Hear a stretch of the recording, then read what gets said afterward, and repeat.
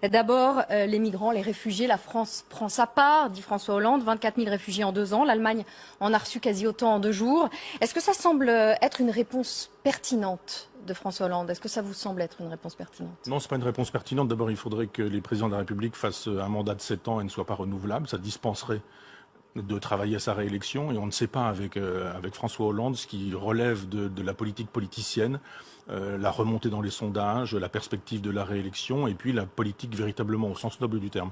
Je pense que tout ça est bricolage et magouillage et que on n'a pas de grands projets, on n'a pas de grande vision politique et historique. Là, pour le coup, on rencontre l'histoire. C'est-à-dire que ces afflux massifs de populations qui viennent de l'étranger, les uns pour des raisons économiques, les autres pour des raisons de guerre.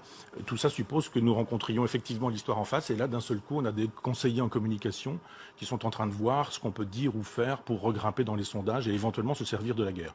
Moi, je suis pacifiste. On n'est pas nombreux à l'être, vraiment. Pacifiste. Pas bêlant. C'est-à-dire, je ne crois pas que la guerre soit toujours mauvaise. Je crois simplement que c'est tellement une catastrophe, la guerre, qu'il faut que ce soit uniquement défensif.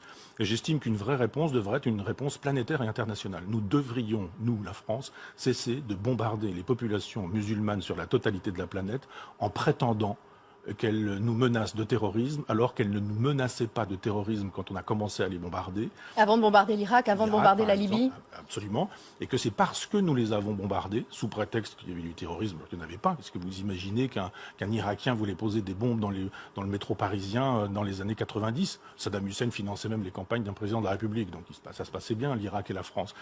Pourquoi en est-on arrivé là ? Parce que derrière les Américains, nous n'avons pas été capables, nous les Français, d'avoir une politique de résistance aux États-Unis.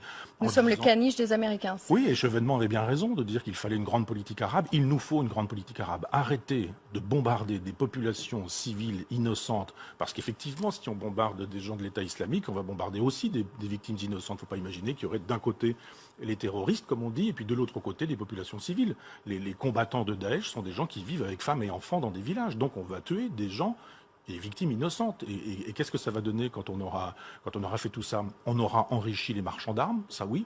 On sait que les marchands d'armes sont ceux qui financent les campagnes présidentielles aux États-Unis, républicains et démocrates confondus.